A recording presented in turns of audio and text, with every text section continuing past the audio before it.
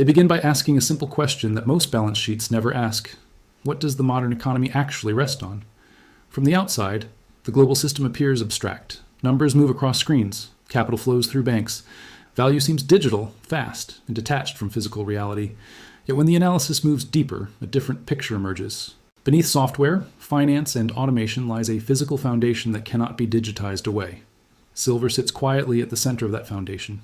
For most executives, silver is a line item, a minor input, something purchased indirectly through suppliers, rarely discussed in boardrooms. It does not receive the strategic attention given to oil, semiconductors, or rare earths. This neglect is not accidental. It is the product of decades of market conditioning.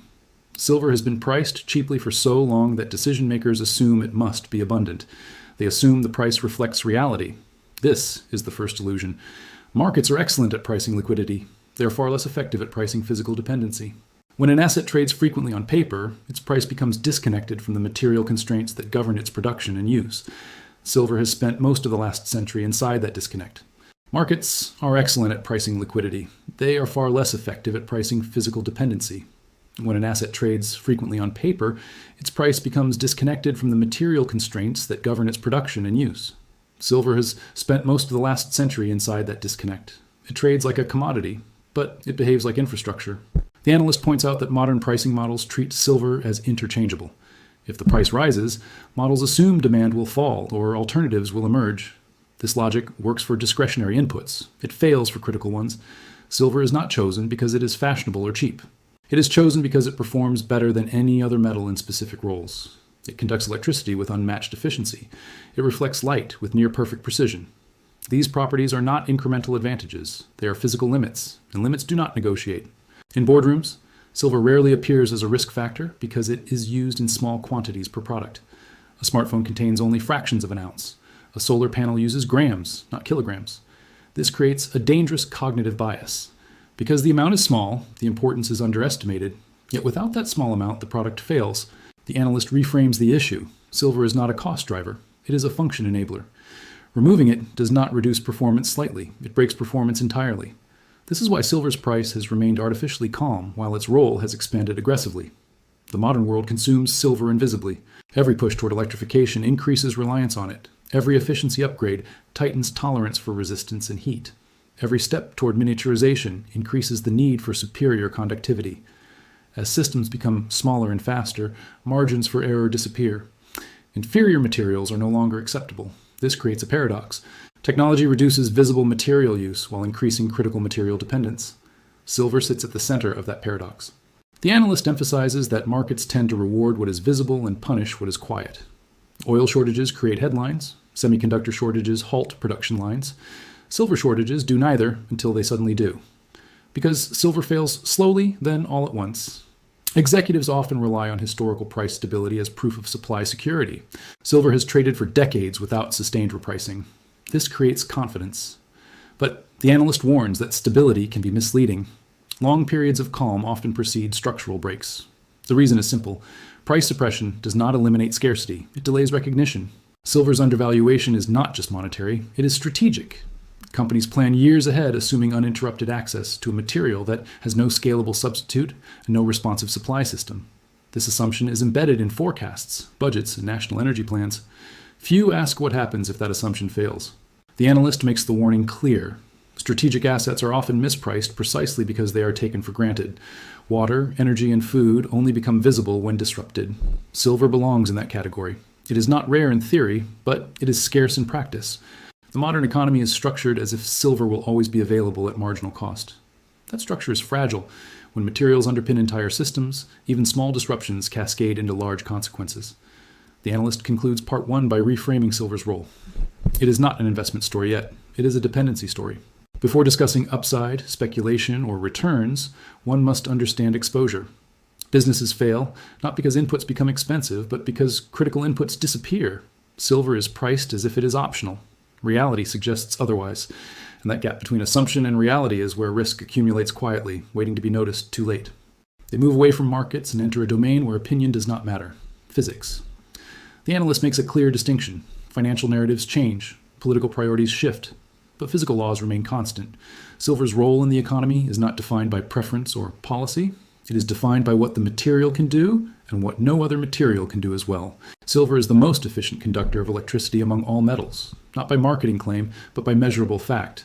Electrons move through silver with less resistance than through copper, gold, or aluminum. Less resistance means less heat. Less heat means stability, longevity, and performance. In large systems, inefficiency can be tolerated. In modern systems, it cannot. As devices shrink, tolerance disappears. The analyst explains that the global economy is undergoing a structural shift. It is electrifying everything. Transport, manufacturing, communication, data storage, and defense systems all rely on faster, denser, and more reliable electrical flow.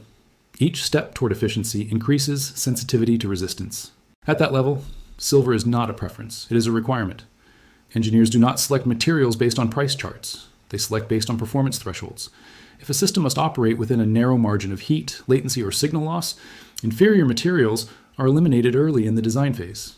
This is where the concept of inelastic demand becomes critical. In economics, inelastic demand means usage does not decline meaningfully when prices rise. Silver fits this definition precisely because it is used in small but essential quantities. Raising the price does not remove the need.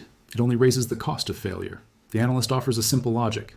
When silver is used in a guidance system, a battery, or a circuit, it is not there to improve aesthetics. It is there to make the system work. If it is removed or replaced, the system degrades or fails. In that context, price sensitivity disappears. Manufacturers do not ask whether silver is cheap. They ask whether it performs. This explains why substitution has failed repeatedly. Copper is cheaper, but it oxidizes and generates heat. Aluminum is lightweight but inefficient and unstable under high loads. Gold resists corrosion, but its cost makes it impractical for widespread use. Each alternative sacrifices something critical. Silver sits in a narrow zone where performance and cost intersect. It is not perfect because it is cheap. It is acceptable because it works better than anything else within economic limits. The analyst points out a common misconception. Many assume that technological advancement reduces material use. In reality, advancement often increases reliance on higher quality inputs. When systems become faster and smaller, they require materials with tighter tolerances. Progress does not dilute silver's role. It intensifies it. This is especially visible in energy systems. Solar panels rely on silver to capture and transport electrical charge efficiently. Data centers rely on silver contacts to manage massive power loads without failure. Communication networks depend on silver to preserve signal integrity at high frequencies. These uses are not optional upgrades. They are design constraints. The analyst emphasizes that demand for silver is not driven by consumer desire. It is driven by engineering necessity. That makes it fundamentally different from most commodities. People can delay buying cars. Companies can postpone expansion. But systems that already exist must function. Once built, they lock in demand. This is why silver consumption continues through economic cycles. In growth periods, new systems are built. In downturns, governments stimulate through infrastructure and energy projects. In both cases, silver is required. The analyst describes this as structural demand. It does not rise and fall with sentiment. It accumulates quietly over time. At the same time, silver's presence remains largely invisible. It does not dominate headlines. It does not attract speculation. It does not receive policy protection. This invisibility delays recognition of its importance. But invisibility does not reduce dependence. The analyst concludes that silver's demand profile is not speculative, cyclical, or discretionary. It is embedded. It is dictated by physics rather than preference. As long as modern systems require efficient electricity and reliable performance, silver remains essential. Price can ignore this reality for long periods. Physics does not. And when pricing finally adjusts to physical necessity, it rarely does so gradually. They shift the analysis from laboratories and engineering desks to the ground itself. This is where assumptions begin to fail. In most industries, higher prices lead to higher supply. If demand rises, producers respond. Factories expand. Output increases. This logic is deeply embedded in business thinking. It works well for manufactured goods. Mining does not work this way. The analyst explains that silver supply is structurally constrained, not just economically constrained. It is limited by geology, extraction methods, and time. These limits are often ignored because they do not appear on financial statements. The first problem is misunderstood production. Most silver does not come from silver mines. This surprises many decision makers. Roughly 2/3 of global silver production comes as a byproduct of mining for other metals. Copper, lead, zinc, and gold mines extract silver incidentally while targeting something else. The primary business of these mines is not silver. Their production decisions depend on the economics of other metals. This creates a serious imbalance. If silver prices rise but copper prices fall, silver production can still decline. The mine slows or shuts down, and silver disappears with it. The price of silver alone cannot force additional supply into the market. The analyst calls this the byproduct trap. It means silver supply does not respond normally to price signals. High prices do not guarantee more output. Low prices can actually reduce output even when demand is rising. This breaks one of the core assumptions of commodity markets. The second problem is declining ore quality. Silver deposits today are not what they were decades ago.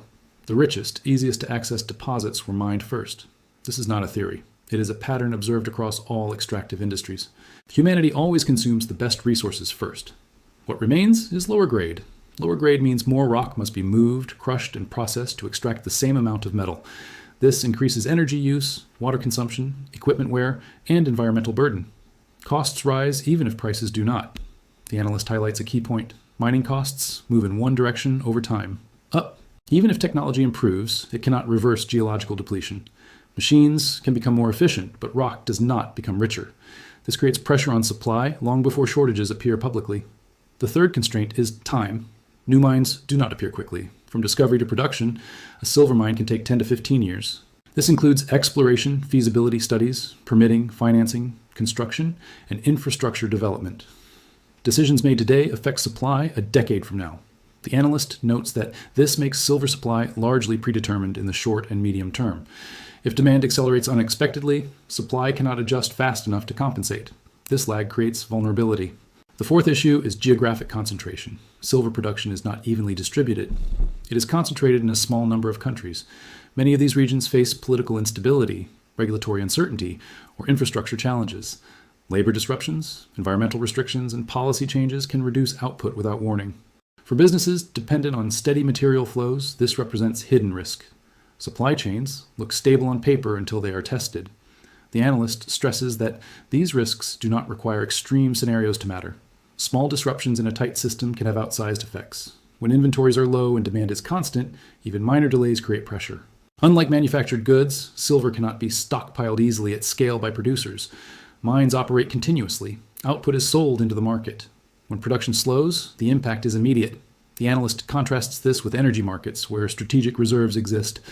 In silver, such buffers are limited and opaque. This leads to a critical observation. Silver supply is fragile by design.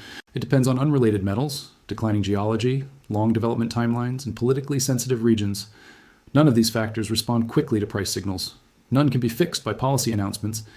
Yet corporate planning models often assume uninterrupted access.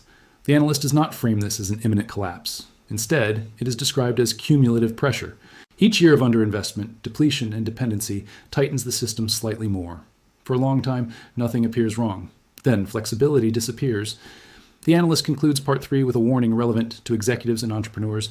Strategic risk rarely announces itself loudly. It builds quietly where systems rely on assumptions that once held true but no longer do. Silver supply is not broken in a dramatic sense. It is constrained in a way that markets are slow to recognize. And when recognition finally arrives, response options are limited. At that point, price is no longer a negotiating tool. It is a consequence. They bring the analysis to its final layer, where materials, markets, and memory intersect. Consumption. This is where silver separates itself from nearly every other asset class. The analyst explains that most strategic materials fall into one of two categories. They are either hoarded or they are consumed. Gold is hoarded. Oil is consumed. Each follows predictable economic behavior. Silver does not. Silver lives in both worlds, and that creates persistent mispricing. When gold is mined, it is stored. It moves from vault to vault, from generation to generation. Very little is destroyed.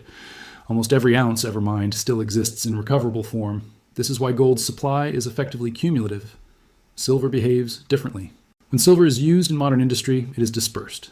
It is broken into microscopic quantities. It is embedded into electronics, coatings, solder, medical devices, and energy systems. Once dispersed, it becomes economically invisible. The analyst emphasizes a critical point. At current prices, most industrial silver is never recycled. Not because it is impossible, but because it is uneconomic. Recovering fractions of grams from millions of devices costs more energy and labor than the metal is worth. As a result, silver flows in one direction, from mine to factory to landfill. This creates a structural drain that markets rarely price correctly. Business leaders often assume recycling will close the loop. The analyst challenges this assumption. Recycling is not a moral choice. It is an economic one. If the price does not justify recovery, recovery does not happen. For silver, that threshold remains high. This means large portions of annual silver production effectively leave circulation forever. They do not return to supply in meaningful quantities. Over time, this erodes above-ground availability even if mining continues. The analyst refers to this as consumption through dispersion. It is slow, it is quiet, and it compounds. This is where monetary history becomes relevant. For thousands of years, silver functioned as money. It was accumulated, stored, and reused. That role ended abruptly in the modern era when silver was removed from formal monetary systems. Once demonetized, silver lost its incentive to be preserved. Societies began treating it as disposable. The analyst explains that this shift created a long-term distortion. Silver continued to be priced as if it were still abundant and recoverable, while being consumed as if it were fuel. This mismatch persists today. Markets see silver as a commodity with steady supply. Reality treats it as a finite input that disappears. This has implications beyond investment. Manufacturers assume availability. Governments plan infrastructure without accounting for material depletion. Entrepreneurs build models that rely on stable input costs. These assumptions work until they don't. The analyst stresses that strategic mispricing often lasts the longest in assets that lack a vocal constituency. Oil producers lobby, tech companies lobby. Silver has no equivalent force advocating for its long-term preservation. Its importance is spread thin across industries, making it easy to ignore and hard to defend.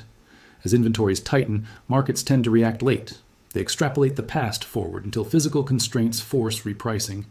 This repricing is rarely smooth. It occurs through shortages, supply interruptions, and sudden cost shocks. The analyst frames this as a warning, not a forecast. Silver's current price reflects historical habits, not future constraints. It reflects a period when stockpiles were larger, consumption was slower, and industrial dependency was lower. Those conditions no longer exist, yet planning assumptions remain anchored to them. The final insight is directed at decision makers. Underpriced assets are dangerous, not because they promise upside, but because they signal misunderstanding. When a system undervalues a critical input, it builds fragility into everything that depends on it. Silver is embedded in energy transition plans, digital infrastructure, medical systems, and defense technologies. These systems assume continuity. Continuity assumes availability. Availability is no longer guaranteed by price alone. The analyst concludes that silver's mispricing is not a market error in isolation. It is a symptom of a broader issue, the tendency of modern economies to detach valuation from physical reality.